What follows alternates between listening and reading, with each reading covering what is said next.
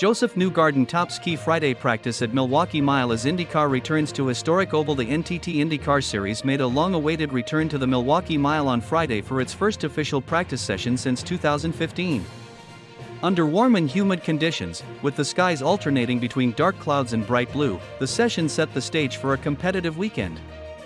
Team Penske's Josef Newgarden led the charge, clocking the fastest lap of the day at 158.762 miles per hour in his number 2 Chevy, having already shown his speed during the July hybrid test at the historic Wisconsin Oval. Newgarden's performance on Friday confirmed that Penske is well prepared for the race weekend.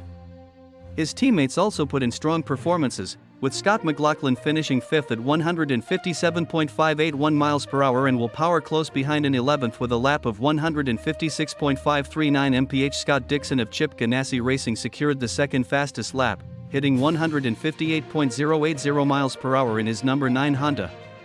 Dixon's impressive run comes after a disappointing weekend in Portland, proving his resilience and readiness to compete.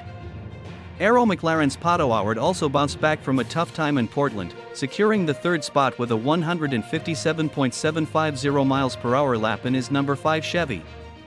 Meyer Shank Racing's Felix Rosenqvist followed closely in fourth with a lap of 157.628 miles per hour, rounding out the top 5 alongside McLaughlin. Ganassi Racing continued to show its depth with Marcus Armstrong placing 6th in the number 11 Honda at 157.146 miles per hour and championship leader Alex Palou finishing 9th in the number 10 Honda at 156.793 miles per hour. The strong showing by Ganassi drivers sets up an exciting competition as the weekend progresses. Reflecting on the session, Newgarden commented on the busy track and the challenges of finding a clean lap. "A lot of people on track," he noted. "I'm sure there's individuals that didn't get a super clear lap, and there's probably more to be seen from everybody. You just account for that. I think we've accounted for that at other ovals. You'll see the same thing here." Newgarden expressed satisfaction with his car's performance, especially after adjustments were made to accommodate the tire differences on the low line. "It's encouraging. I think our car was really good. I was happy. It took some tuning. The tire was very different on the low line. Then we went to the current tire and it took a lot of work to get it where it needed to be. When we got through the first 30 minutes, I was super happy with the car.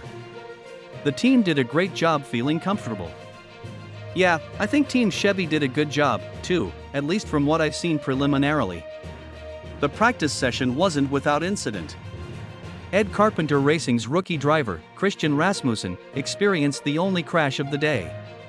After getting too high on the track and sliding across tire marbles, Rasmussen made contact with the turn 2 wall, damaging the right side of his car.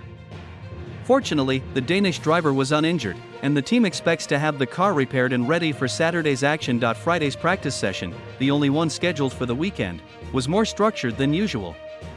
Teams spent the initial part of the session laying down rubber on the second lane before shifting focus to long stints and race simulations.